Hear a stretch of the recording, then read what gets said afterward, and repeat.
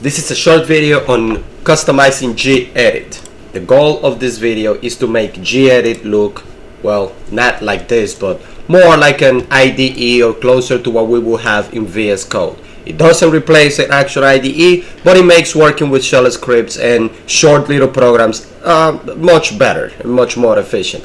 So, Gedit installed by default is what we call text editor in GNOME, although it's getting replaced, but that is they are somehow interchangeable right now. Something I learned yesterday, to be honest. I thought they were the same app, but it happens that text editor is a rewrite of Gedit. Anyway, to get started, we need Gedit installed. We are in Ubuntu here, so this is the command to get it installed. The package name is Gedit, and the plugins package name is Gedit plugins. So you need to install this package if you are already in GNOME, and if you're not in GNOME but you want Gedit, then you need to install both packages. So let's open a terminal and make this a little bigger. Sudo apt install Gedit plugins. The package is not that big, so it should install in like about a minute and a half. Okay, the package finished installing. So now in Gedit, if you have it open, close it and open it again. Just gonna drop it on the desktop. Okay, now you can click the hamburger menu over here to install the necessary plugins. So I'm gonna put Gedit on the right and my instructions on the left. So the hamburger menu, then go to preferences, then click on plugins. Here we are going to enable bracket auto-completion. So when you click on bracket auto-completion here, the plugin is already enabled. Now let me show you what these plugins do. So let me disable it for now, and I'm going to open one of the shell scripts that we have here. Okay, so this is this is actually just an installation script.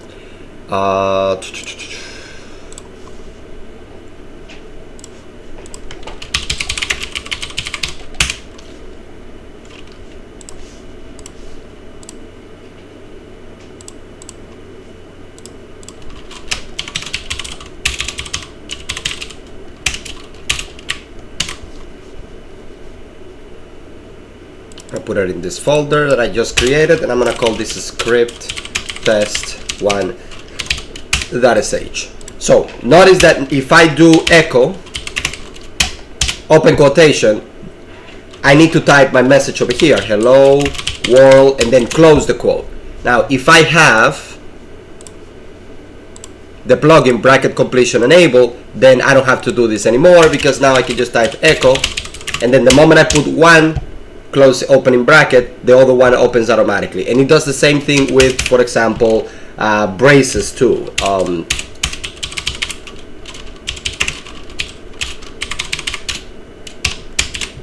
See how it automatically closed the other one, and it does it also with parentheses and single quotes. So this makes writing our scripts much faster. Now let's go with the next one. Code comment. This is actually pretty cool because I can bulk comment out and comment in lines. For instance, when I enable this, let's say I have another echo command over here. I'm just gonna copy paste this. If I select the text on the screen, the lines that I want to comment out, and I press Ctrl M, it makes them into a comment right away. So now let's say that I'm done testing and I want to actually run this code, so I can do Ctrl Shift M, and now the comments are gone and this is actual code. Now let's do embedded terminal, that we're gonna preview later. Embedded terminal, then we're gonna do file panel, which should be already enabled by default, and then we're gonna do multi-edit. So multi-edit also is pretty cool because I can edit multiple lines of text at the same time. So let me show you how that works. So I'm gonna close the plugins, hamburger menu, I believe it is in tools, yep, and then click on multi-edit mode. So I click on one side, press the control key, and then I can click on, sorry, I think I disabled multi-edit.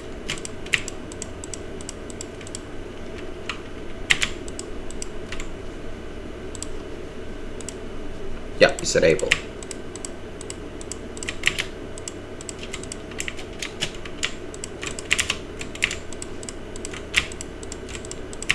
what was, I honestly forgot the key banding for multi-edit. So we are just gonna do the old Google it.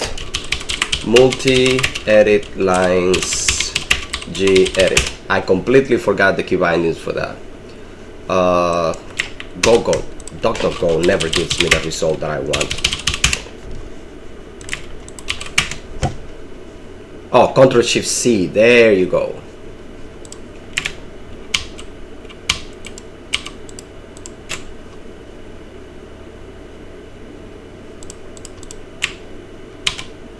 There you go, perfect. Ctrl-Shift-E to enable, and then we do Ctrl-E to select the lines that we want to modify. So now I can do this. Hello, hi, world. I prefer how VS Code does it, and I wish that there was some plugin in Gedit that would do it like you do it in VS Code or in Vim. Maybe there is a Vim mode for Gedit that I haven't found. Maybe, probably. So yeah, that's what multi-line edit does. Pretty cool when you're working with very long scripts. For the most part, don't hardly ever use it. That's why I forgot the key binding. But yeah, it's a pretty cool. Let me disable multi-line edit. Cool. It's a pretty cool plugin. So now let's go to preference again. Plugins, and go to open links. Should be enabled by default though.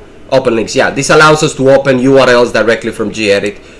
So you can just simply right click on the URL and then click on open, and it will open on a web browser. Pretty cool. Quick highlight, I like this one, so that one is not enabled by default, and this is what it does. When I highlight a word, it highlights every instance of the word. Pretty cool when we're troubleshooting. Quick open is actually pretty cool, because with quick open we can do Ctrl-Alt-O and open a pane or a panel that has all the recent files that we have edited so far, which is pretty efficient. So now let's go back again to tools, preferences and plugins. We have session saver, which is gonna save our session. So when we are done editing and we close the program, when we open it again, you know, our code is still there because the session is saved. So it's pretty cool. Similar to VS Code. Text size, yep, I really like this one, because notice that this text is actually pretty small. So when I do text size, now I don't need to change the font size. I can simply do Ctrl plus, Ctrl Shift minus, depending on the keyboard that you have, you know, and I can increase the text size, no problem. Again, just like we do in VS Code. And now we do word completion, and word completion is again also really cool, because we can autocomplete variable names, function names, and all of that when we're writing our code. So to me, that is really efficient. So let's see if we can do a quick variable over here. Let's say name equals to Juanito, and now let's see here, just a bit of an echo command for the name, echo $. Yep, you see, name, enter, autocomplete. And that's pretty cool, especially when you have very long functions. Again, we just did all of that, so now let's enable some of the functionality that we have installed with our plugins. Now let's display line numbers, which is already enabled by default, but depending on the version and the version of GNOME that you are in, or the version of Ubuntu that you are in, it might not be enabled. So here in the preference panel, again, line numbers, column width, I like to put it at 80 depending on the screen size. If I'm on a very small screen or a larger screen, that is going to vary. 80 is the default. 80 works for me. That means that you're going to have a line over here that is going to tell you that when you go to this line, please continue writing text on the other one to keep your code, you know, somewhat better formatted. Right? This is not mandatory. It just makes your code easy to read and debug. Display overview map, yep, that I like, because I can move around my code using the quick map over here. In the editor tab over here, we are going to, I like to use 4 for the tab width, and I like to insert the spaces instead of tabs. But if you like tabs instead of spaces, go ahead. Leave it as is. Set, yep, that's done, that's on. And autosave every 5 minutes for me is fine. It doesn't, I tested this, and different from VS Code that becomes a memory hog when you enable autosave. This text editor, because it's very light, doesn't really create much overhead when we enable autosave, so it's cool to have autosave. And you can also do a backup file if you want, but I don't find much use for this because I only write small scripts here anyway. So now let's change the font, because I don't like this font. My to-go font for everything is Firacode Nerd font. But if you have a preferred font like I do, this is the time that we're going to install it. If you like this font, then leave it, that's fine. click on font and colors over here, and notice that we are using the same as the system font. Now you can change it for a different one that is already installed by clicking over here, which is pretty cool, but I like Faracode Nerd font, so I'm gonna download this font. And by clicking over here, it's gonna take you to the downloads page, and you just have to download this zip file. Once the zip file is downloaded, it's pretty easy to install. To install the fonts for the current user, just the current user alone, we need to enable hidden files by pressing Ctrl H and create a folder here, a hidden folder, that fonts. And all we have to do is extract the fonts in this folder and we're done. So now let's go to downloads. I'm just gonna open it in a new tab. That's it. Later on in the course, we'll do this over the command line because, you know, just makes our life much easier. And we're gonna also install fonts globally, but for now, let's just do it in the single user. That's fine. Okay, so that's done. Now we need to run this command over here because this is gonna refresh our font cache in the system, and we'll need to close Gedit and open it again. Let me just save that, and let's do fc cache -fv. F for force, V for verbose, and you're gonna see that your fonts, the ones that you just downloaded, are gonna be displayed here in the output. And now we can use this font. So let's go to text editor again, put it on the right, preferences, font and editor, and now I'm gonna type Faracode or Faracode. I don't really know how to pronounce it, which is a shame. This is my favorite font. There you go. Fira Mono, Nerd font. No, I like this one. There are very variations, but most of the time I stick to this one. And my preferred font size is 14 all the time. 14 or 16, depending on which screen I am. And now we can change the color theme over here. Right now it's set to Tango because it matches my theme on my system. You can also use Yaru Dark if you want, or as many as you want. But the cool part is that we can add more themes to this if we want. Solarized Dark is pretty cool too. So I'm gonna close this for now, and I'm gonna show you how to do that. So to change the theme, you need to download the theme from wherever you find it. I went online and found a bunch of themes here and put it on our website. So you can just click on other themes, and it's gonna download a compressed file. And these are XML files, by the way. You can edit them too if you want. We are gonna place this also in a hidden folder that is located inside local. The path is this one over here. So likely you don't have these folders there. So we're probably gonna have to create them. So let's go to local, let's go to share, and then here, if you don't have a Gedit folder like I do, we need to create one. Gedit, and then inside here we need to create a new folder called styles. Then in here we are going to extract our XML files. So now we're just gonna again open the downloads folder in a new tab, and then simply extract all of these guys inside the styles. We can close this, we can close this. Let's also restart the text editor. And now when we go to preference and font and styles, font and colors, you're gonna see that you have a bunch of styles now over here. They are all pretty cool, honestly. I like this one, the Pop Light, because I use Pop OS on my main machine, and I think the Pop OS theme is pretty cool. So, and since I'm using Light theme over here, I'm gonna use Pop Light for now. Later on, when we do a video on customizing the desktop environment, I might change this. So, we're done with this part over here. The Dracula theme also is pretty cool, so I suggest you to give it a shot. Now let's test this out. Let's go to preference, let's go to view, and I'm gonna enable the side panel. I'm gonna change the side panel to file browser because I wanna see the file system over here. And now I am going to also enable the bottom panel because this is gonna give me a terminal that I can use to test my script and type commands over here, which is gonna eliminate the need to go on to open a command line, to open a terminal to run my scripts, which is pretty cool. So I can do everything inside the window over here, and that's about it. As you can see, it looks similar. I mean, we have added some of the functionality that we use in VS Code over here.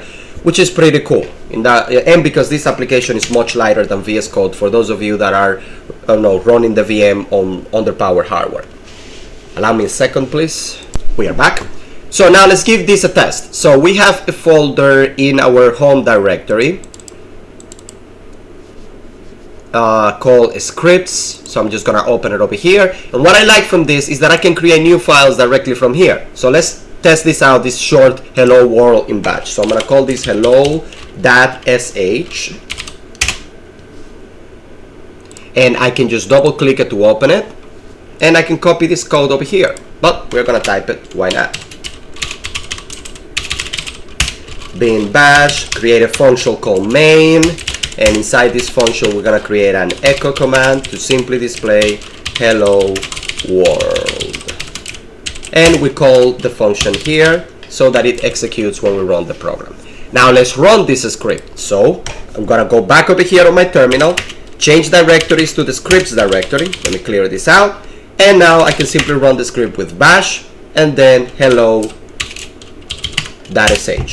Another way of running this script will be changing the permissions of the script, chmod +x, and then providing the file. This is going to give it execute permissions. Notice that the color changed now, and I can run it with period, / and then the name of the script. Right? Two ways of running the script, either or is fine. Okay, now let's give it a try to this little HTML over here. So now let's go over here and create a new file again. We're going to call this hello.html. Double click to open the file, close the bash script, and let's create our site. Doc type HTML.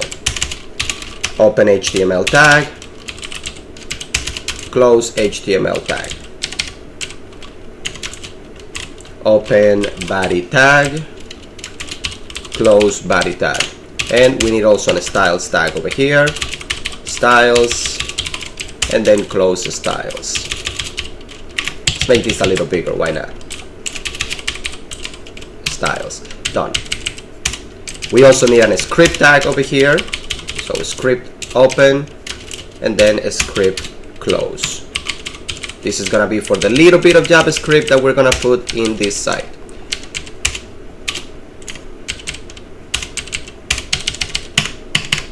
Our body is very simple. It only has two elements. It has a button with the text say hello. This is gonna have an ID of btn, and it's also going to have a JS function that is gonna trigger on click. So we're gonna call this on click equals to say, that's gonna be the name of the function, and I think that's about it. Oh, it requires a type too. Type doesn't really require a type because we're not doing anything with it, but let's just add it anyway. Button.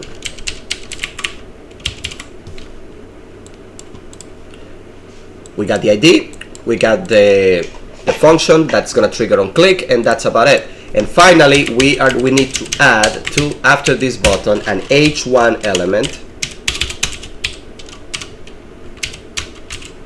That is a bug, by the way. That is a weird bug I found yesterday as well when I was reading over Gedit. A very, very weird bug. It's so weird, it's even funny. To this, we're gonna add an ID of message. And our text is gonna get inserted over here when we run this little function. Something very, very simple. So it's gonna be function say. If I could type, I could save my life. Open and closing brackets, and now we simply call document that get element by ID. And the ID of the element is MSG, as you can see over here, MSG. And we're gonna then insert some inner HTML, and this is gonna be equal to hello world.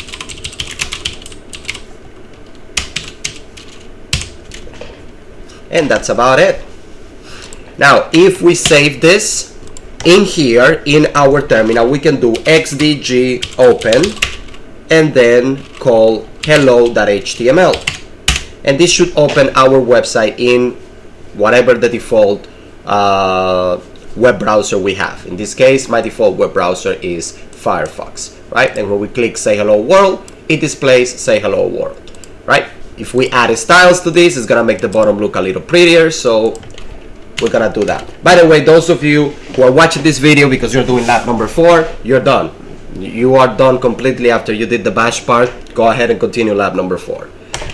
So now we're gonna call button, and let's add some styles to this bad boy. We got a background color of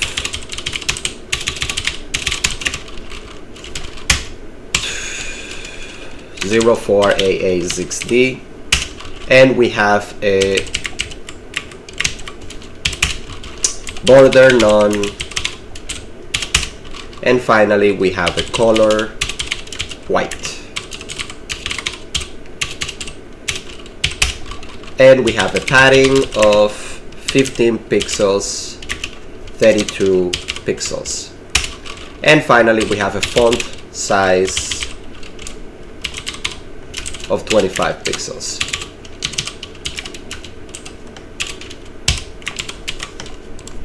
Again, we can open our document over here. Oops, I have a gigantic typo over here. We got a button ID, background color. Wow. If that typo was a dog, it would have bit me already. Styles, look at that noob behavior. Styles, oh my god.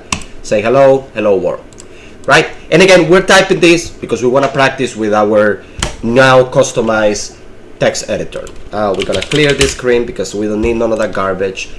And right, why not we type some Python, because you know they teach Python at the college, and maybe you wanna write code on your Linux machine rather than in your Windows machine. So Python is already installed on Linux, so we don't need to do any fancy thing. We just need to create our file, hello.py. Let's open hello.py, and here we need to use the shell declaration for Python. Now, if you don't know which one, where do you have it installed, or you want to use a different one like a Python environment, what I recommend you is to type where is Python 3, because we're using version 3 of Python, and this line over here is our Python interpreter, so you need to put this here as your shell declaration. Let's increase the font of this, similar to how we do the bin bash, and now this program will run with the Python 3 shell that we have in our system, right? If you want to use an older version of Python, make sure that you install that older version of Python, or that you use Python environment, and then you call the shell at the top.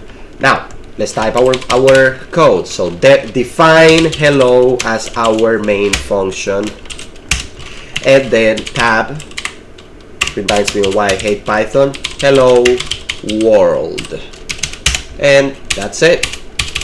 Now we just need to call the function hello, open and close parentheses, save our file, and now let's make the file executable. I'll show you there are 2 ways of doing this. So we can call the shell Python 3 and then call hello.py, just like we do with bash, and it will work. Or we can change the permissions, chmod +x, then hello.py, and now our program is an executable program, and we can just simply call it with period, / and its name. And it runs. Yay!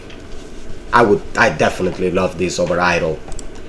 Okay, now the college also teaches C++, so you might want to write C++ code on your Linux machine. So let's do a basic hello world in C++. So now let's do new file, and this file is gonna be called hello.cpp. Again, the GCC compiler is installed already in our system. We don't need to go out and install nothing. We can just start coding, no problem.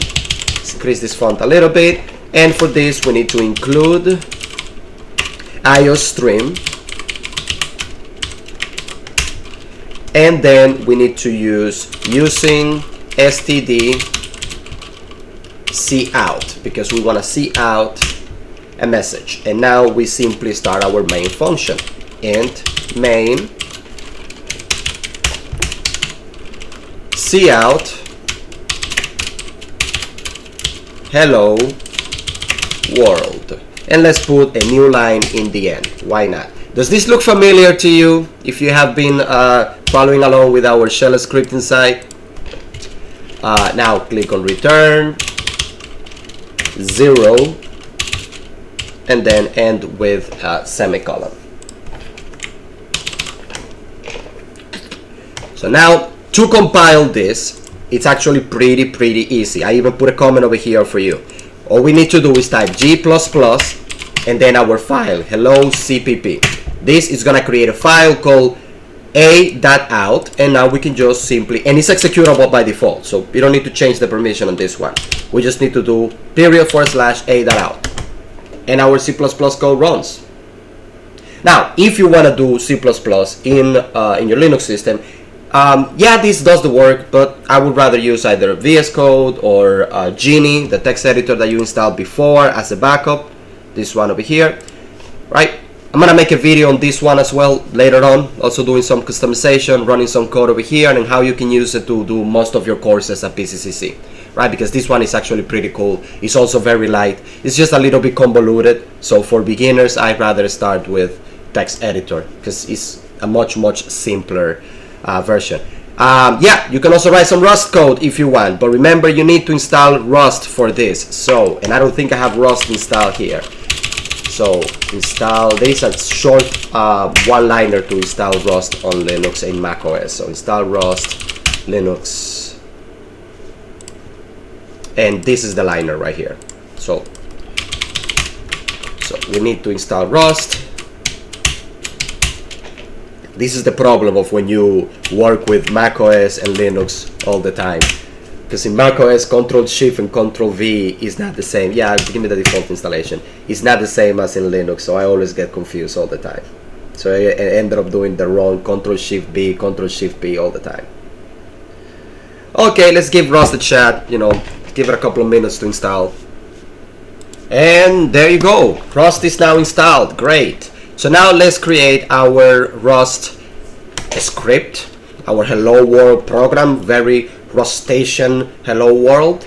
We're gonna call this one hello.rs, and again we just open our file. We can close the previous one because we don't need it open, increase the font a little bit, and this one is actually very simple, just fn main, and similar to how we do it in C++, print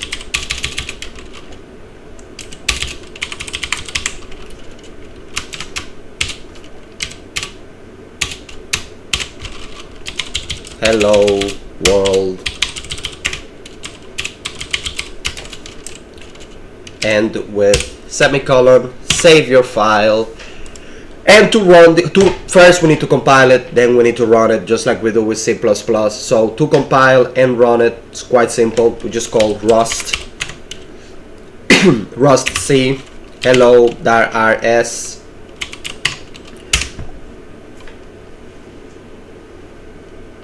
Command rusty not found but can be installed with rust up. Oh, I don't have this.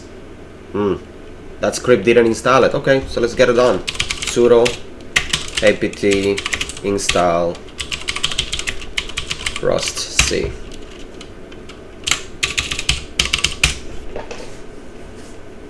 Yes.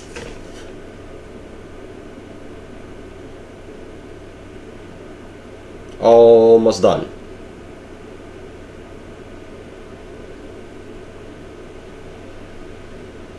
Done. Notice that now we have a file called simply hello, which is also an executable file. So we can just call it hello, and it is hello world in Rust. Now, this was just for us to practice working with Gedit. If you have any questions, suggestions, or maybe some other plugins that you use and you would like me to give it a shot, put them in the comment section. Take care, see you in the next video.